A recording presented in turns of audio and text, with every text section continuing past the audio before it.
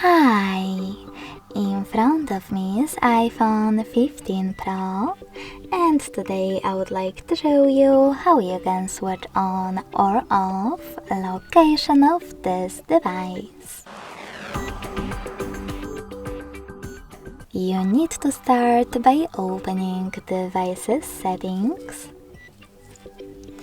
and scrolling down to access, privacy and security over here.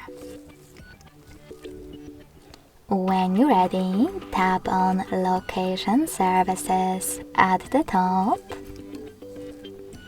and tap on Gray Switcher next to Location Services to activate them.